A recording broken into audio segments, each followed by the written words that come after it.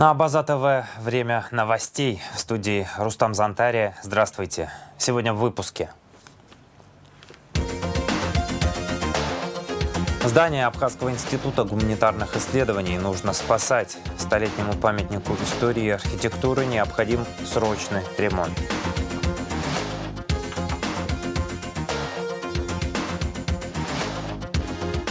Муковисцидоз требует пожизненной терапии. Подопечной фонда Ашана Николь Джинджолия необходима наша помощь.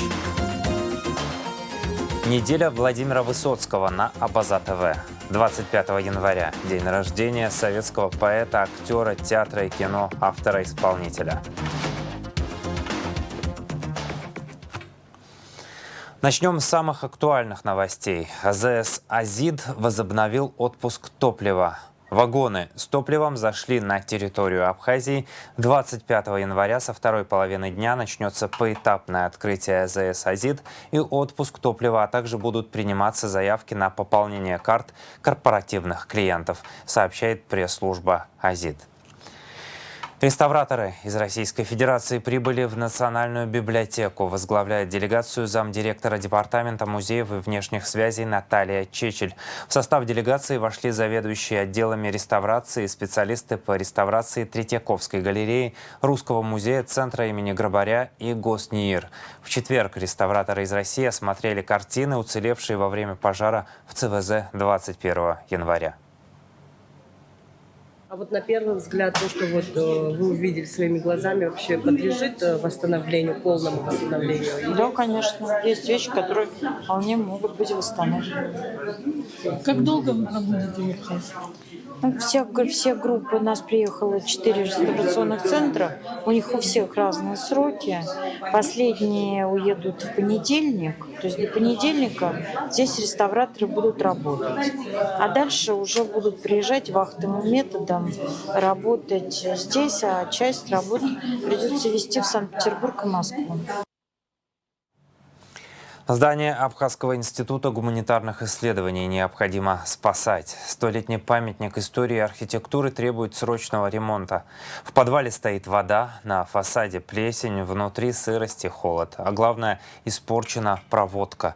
И в этом здании работает более 100 сотрудников, которые изучают язык, историю, культуру Абхазии. После пожара в Центральном выставочном зале страшно подумать, что еще может быть навсегда утрачено. С научными сотрудниками поговорила Надежда Боровикова.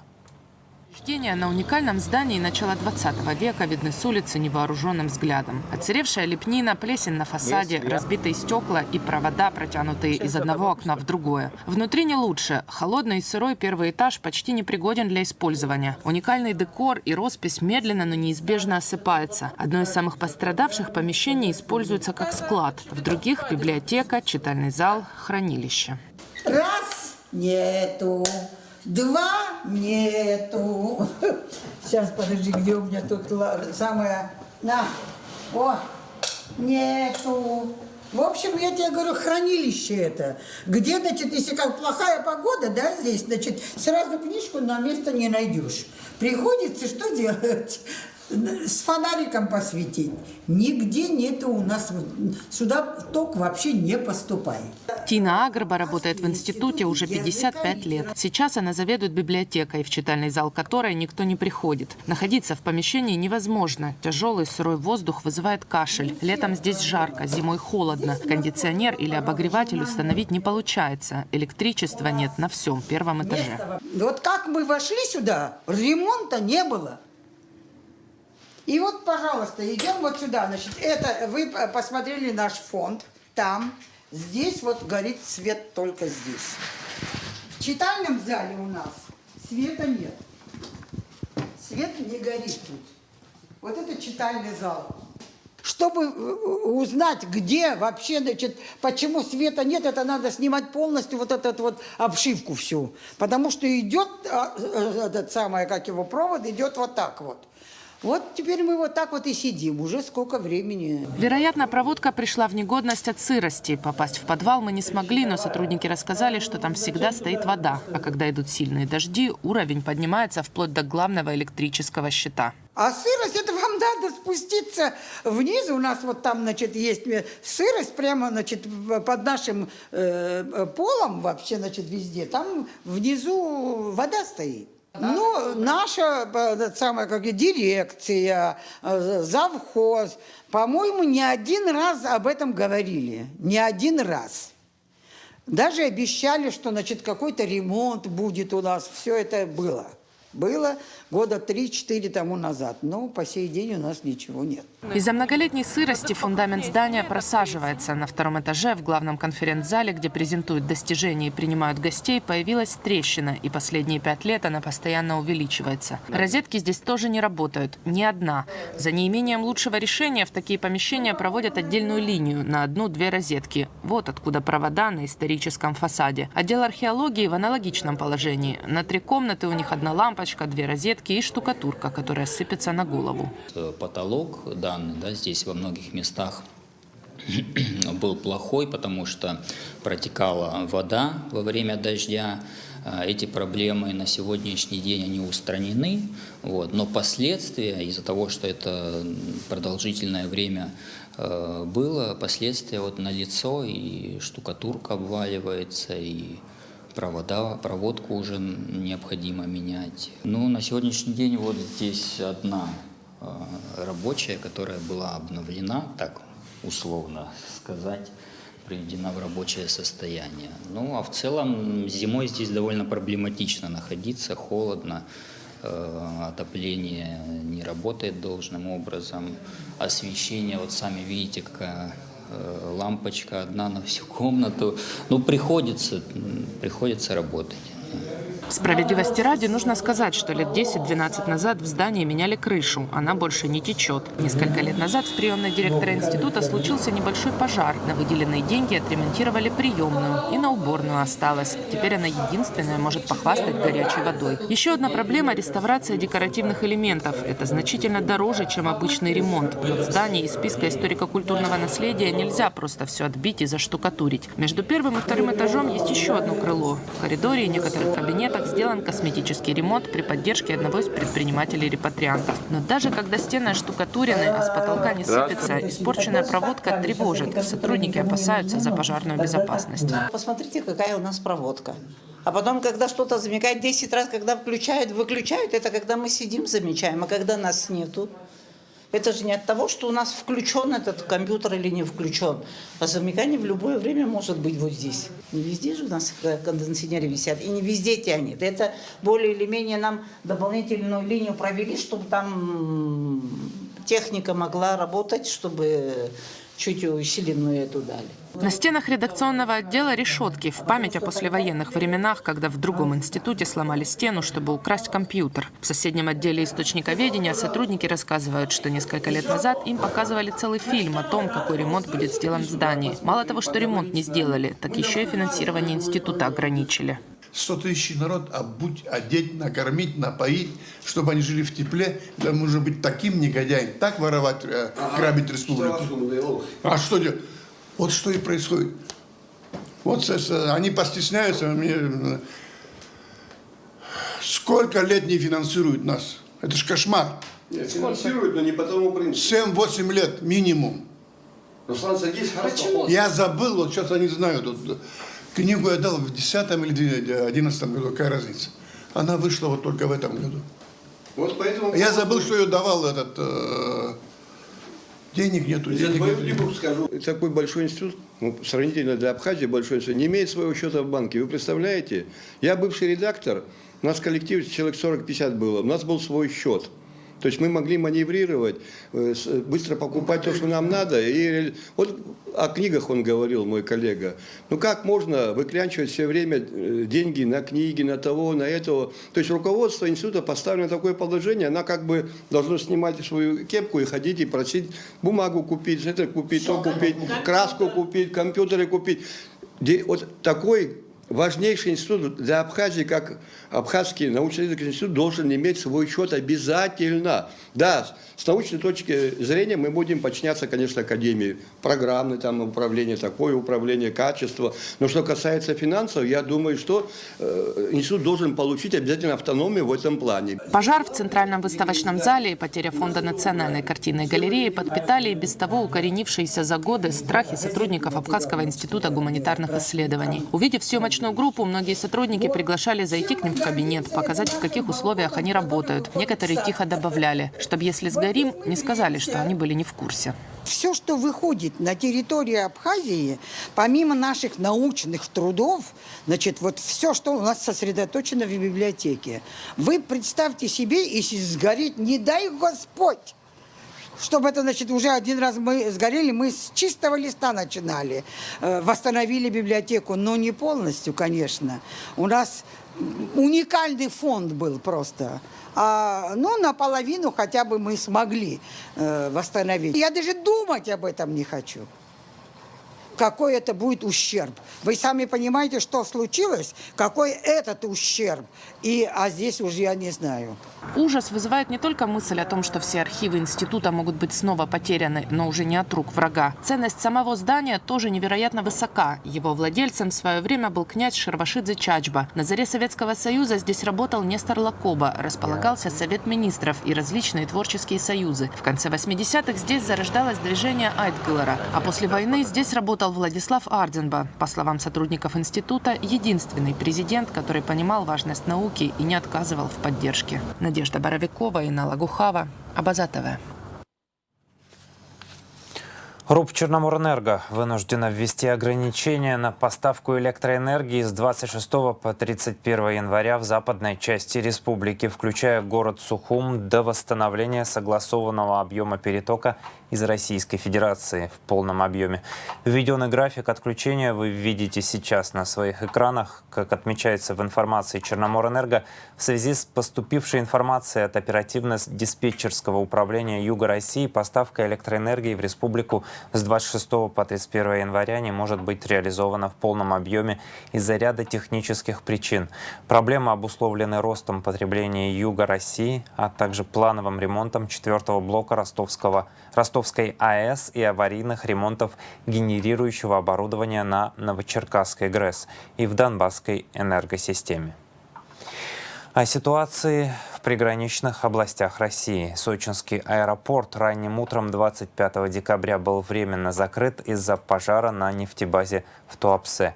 4 самолета перенаправили в Минводы. Чуть позже воздушное пространство вновь заработало в штатном режиме, о чем сообщил мэр Сочи Алексей Капайгородский.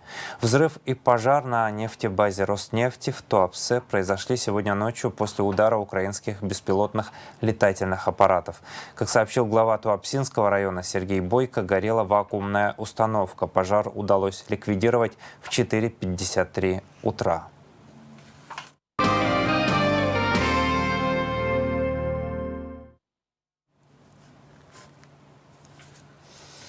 К другим темам. Премьер-министр Александр Анкваб накануне встретился с руководителем Духовно-православного центра Вятский Посад и главой АПЦ Иереем Виссарионом. Они обсудили вопросы сохранения и приумножения православных и в целом культурных традиций, а также возможность участия абхазских коллективов в фестивалях, организованных центром. Под председательством министра внутренних дел генерал-майора милиции Роберта Киутса состоялось отчетно-плановое совещание, посвященное деятельности отдела внутренних дел по Гулрыбскому району за 2023 год. Смотрите материал пресс-службы МВД. Под председательством министра внутренних дел генерал-майора милиции Роберта Киутса состоялось отчетно-плановое совещание, посвященное деятельности отдела внутренних дел по Гулрыбскому району за 2023 год. Об основных показателях работы правоохранителей доложил начальник ОВД Реза Гулария. В совещании принял участие первый заместитель министра внутренних дел генерал-майор милиции Руслан Ажиба. Так, за 2023 год в районе было совершено 54 преступления. Так, за 12 месяцев 2023 года было зарегистрировано 54 преступления. Из них раскрыто 51, что составляет 94,5% раскрываемости. За аналогичный период было зарегистрировано 44 преступления, из них раскрыто было 43, что составляло 97,7% раскрываемости. Из 54 зарегистрированных преступлений тяжкими являются 15, из них раскрыто 12, что составляет 80% раскрываемости. Аналогичный период было с тяжких 11, из них было раскрыто 10. Это 22 год имеется в виду. Следственной группой и группой дознания УВД по Гурыбскому району в суд направлено 21 уголовное дело. Службой МОП было проведено 158 профмероприятий, исполнено отдельных поручений 320, обеспечено судебных процессов 220, составлено административных протоколов 101. На учете в ПДН стоит 3 несовершеннолетних, состоит на учете наркоманов 32 человека, на учете в МОБе состоит 2 неблагополучные семьи. Говоря о работе ОГАИ ОВД, Гулария доложила, что за отчетный период 12 месяцев 2023 года было выявлено 5423 нарушений правил дорожного движения. При этом хотелось бы отметить, что на территории Гурыбского района в течение 12 месяцев 2023 года произошло 19 ДТП, в результате которого погибло 6 человек. Пострадали 32 человека. Для обеспечения охраны общественного порядка и безопасности граждан с 15 мая по 30 сентября 2023 года на территории района реализовались оперативно-профилактические мероприятия «Курорт-2023» по утвержденному плану. За отчетный период в отношении отдыхающих было совершено 1 преступление. По всем нераскрытым преступлениям 2023 года и прошлых лет ведутся все необходимые оперативно-розыскные мероприятия с целью раскрытия преступлений и задержания лиц, их совершивших, доложил Гулария.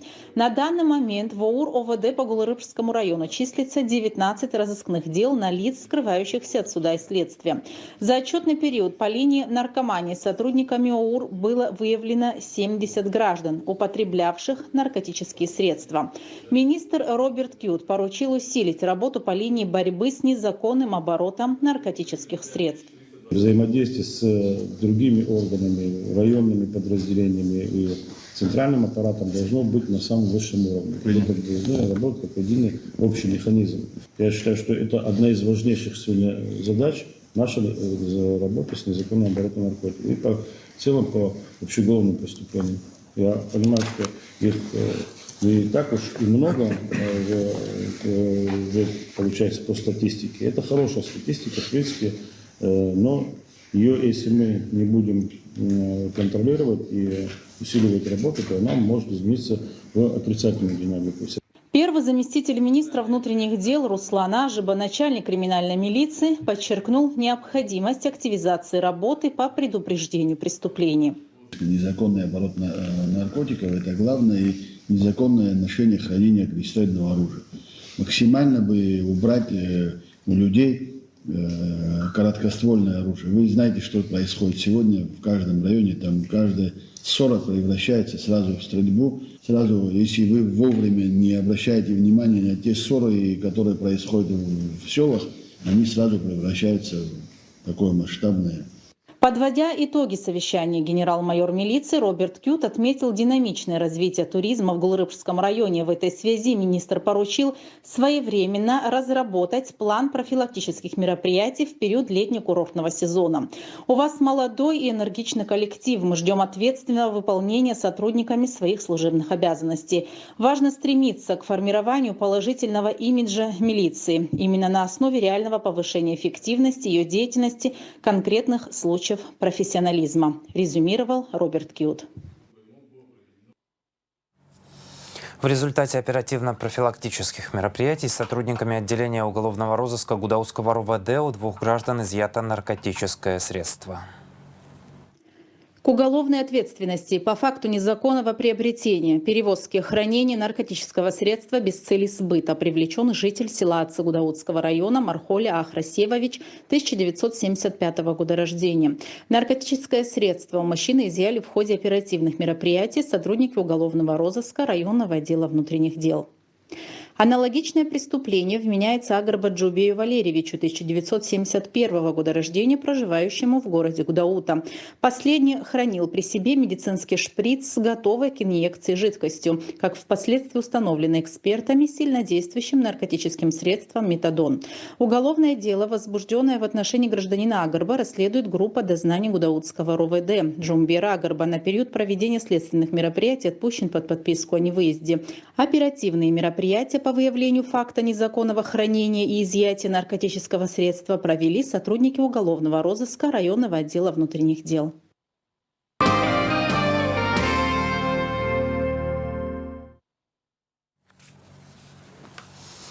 Пять новых пещер и одну крупную подземную реку обнаружили в Абхазии крымские спелеологи. Где находятся эти пещеры и в чем их особенность, рассказал спутник-спелеолог Геннадий Самохин.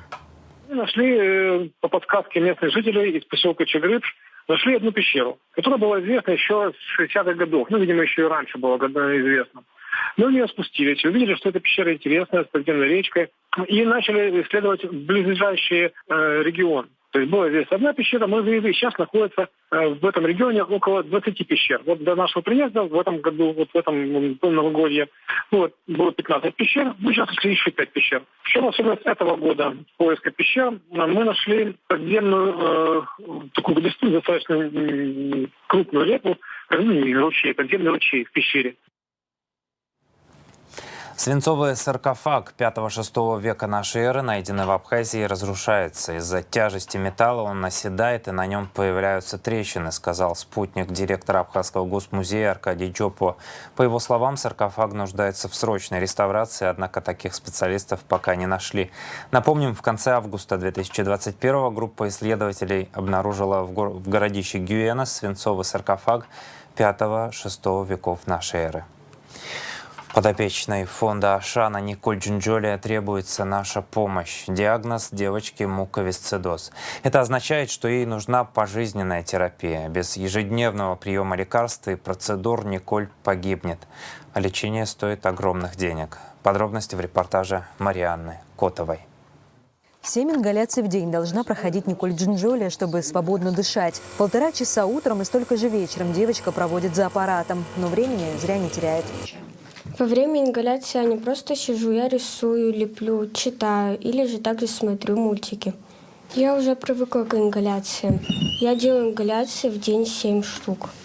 Между ингаляциями прием таблеток. Так выглядит суточная доза медикаментов маленькой Николь. Большая часть этих пилюль – ферменты. Без них организм девочки не усваивает питательные вещества из пищи. Муковисцидоз, которым страдает Николь, генетическое заболевание. Его невозможно вылечить, но при поддерживающей терапии качество жизни сравнимо со здоровым человеком. Проблема в том, что стоимость такого пожизненного лечения – 400 тысяч рублей в месяц. У семьи таких денег нет. С утра, как мы встаем, мы начинаем делать ингаляции. У нас утром идет 3 вида ингаляции. После этих ингаляций, утром оно уже встает бодрое, легкое. Эти лекарства нельзя нам прекращать, потому что если мы прекратим эти препараты, они у нас дорогие, у нас начинается скапливание мокроты. Она начинает кашлять, у нее появляется рвота необычно, но вязкая мокрота. За это мы придерживаемся этих препаратов. Без них нам не обойтись. Фонд Ашана поддерживает семью Николь практически с рождения девочки. Благодаря помощи жителей Абхазии фонду удалось приобрести для Николь специальный аппарат для разжижения и выведения мокроты из легких. Этим аппаратом оно дает поток воздуха в легких резко и обратно отталкивает. И этим способом мокрота у нас отходит от легких. Без ингаляций, таблеток и физиотерапии девочка просто захлебнется в собственной мокроте или умрет от истощения. У нас в день идет 30 капсул криона. Вот это у нас идет суточная доза.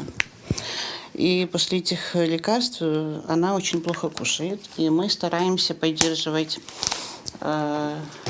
кушать по калориям. Николь – одна из тех, заботу о ком взял на себя фонд, а значит и мы все.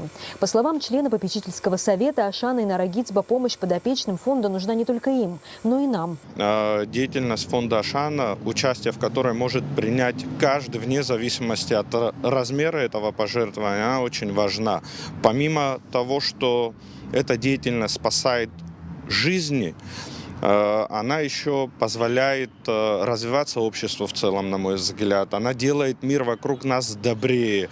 Она, как минимум, дает возможность ощутить себя полезным, и психологически это становится поводом чувствовать себя лучше. Помочь Николь можно с помощью короткого номера 5050, отправив на него слово «добро». Стоимость СМС – 20 рублей. О других способах можно узнать на сайте фонда по адресу ashanakbf.com. Марьяна Котова, Торник Амичба, Абаза ТВ. 25 января – день рождения советского поэта, актера театра и кино, автора-исполнителя песен, автора прозаических произведений и сценариев Владимира Семеновича Высоцкого. С сегодняшнего дня на Абаза ТВ начинается неделя Владимира Высоцкого. Трансляция фильмов с участием Высоцкого. Также мы расскажем о его связях с Абхазией и людьми из нашей страны. Как известно, знаменитый бард не раз бывал здесь во время круизов по Черному морю. Элеонора Гилаян расскажет о кинематографическом пути Владимира Высоцкого.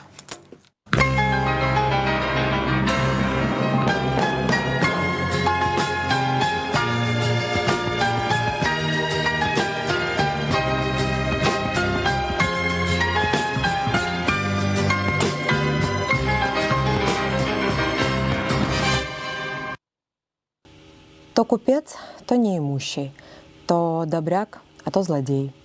В жизни же почти не пьющий и отец 8 детей.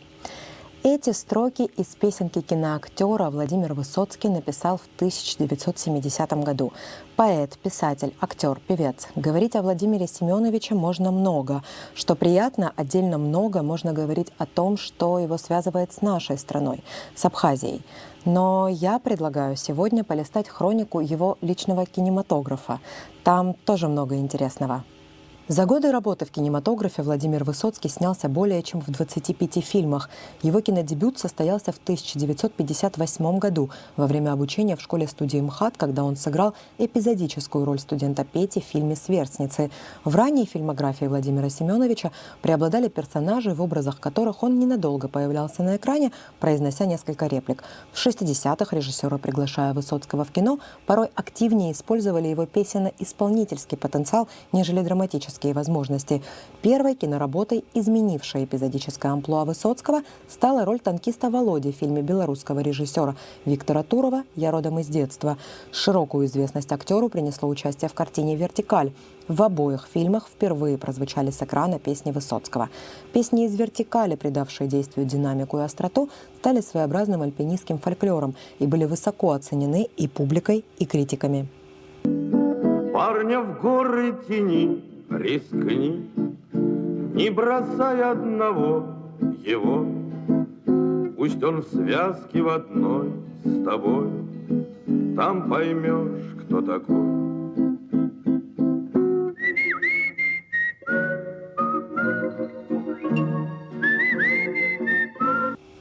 Присутствие в кадре Высоцкого могло стать причиной того, что лента ограничивалась в показах или вовсе не выпускалась на экран. Так произошло с картиной «Короткие встречи» Кирой Муратовой, которую зрители увидели только в 1987 году. Были в кинокарьере Высоцкого и роли неоднозначных или отрицательных персонажей. Преступник Рябой из «Хозяина тайги», эпизодический полицай на свадьбе из «Войны под крышами», максималист фон Корен в «Плохом хорошем человеке». Где были? На пристани бычков ловил. Ну, конечно. По-видимому, дьякон, вы никогда не будете заниматься делом. А чего же? Дело не медведь, в лес не уйдет. Бить вас некому. После обеда опять пойдете? Не, жарковато. Жарковато. Так пойдемте ко мне, что-нибудь перепишите. Надо заниматься делом, дьякон, так нельзя. Неопределенность положения, вот и чего. Конечно, апогеем кинокарьеры Высоцкого стал телесериал «Место встречи изменить нельзя». Высоцкий был не только исполнителем роли Глеба Жиглова. Актер фактически стоял у истоков картины. Получив от братьев Вайнеров экземпляр, изданный в 1976 году книги «Эра милосердия», Владимир Семенович вскоре сообщил соавторам, что роман о работе московского уголовного розыска является почти готовым сценарием многосерийного фильма, в котором он хотел бы застолбить роль капитана Жиглова. Высоцкий передал герою собственную стремительность, умение быстро перемещаться и молниеносно принимать решения. Жиглов – руководитель отдела, однако в нем нет ни намека на валежно-бюрократическую начальственность. Глеб в своем кабинете ведет себя непосредственно, может непринужденно сесть на стол, вольно облаготиться. Герой легко переходит на «ты», способен шуткой разрядить обстановку и беззлобно потрунивать над кем-то из коллег. Весь сценарный материал, раскрывающий многообразие граней в характере героя, используется Высоцким свободно и легко. Так, правило первое. Запоминай, повторять не стану. Затверди как строевой устав. Разговаривай с людьми. Всегда улыбайся. Понял? Люди это любят. А оперативник, который не умеет влезть в душу к свидетелю, считай, что он зря получает рабочую карточку. Запомнил? Запомнил. Вот. В 1987 году Высоцкий был посмертно удостоен Государственной премии СССР за создание образа Жиглова и авторское исполнение песен. При поддержке фонда Международный институт развития коммуникаций «Мир Мост Абхазия» в эфире нашего телеканала пройдет неделя фильмов с участием Владимира Высоцкого. Элеонора Гилаян, Абаза ТВ.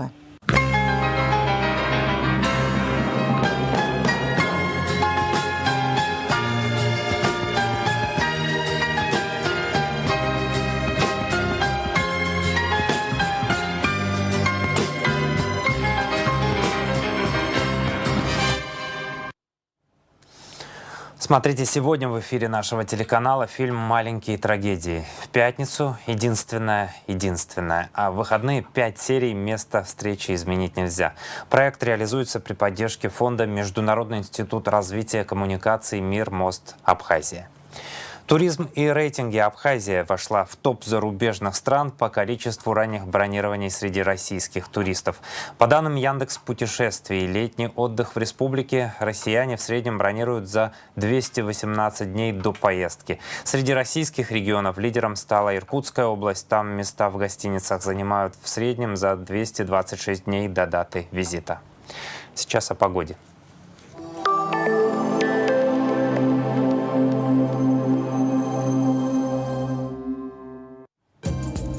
В пятницу 26 января в Абхазии ожидается облачная с прояснениями погода, преимущественно без осадков, атмосферное давление 762 миллиметра ртутного столба, ветер слабый и умеренный.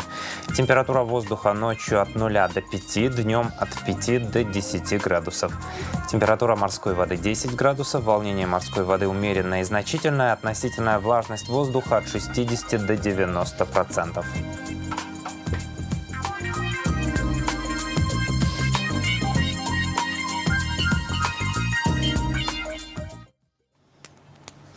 На этом пока все. Следите за развитием событий вместе с нами. До новых встреч в эфире.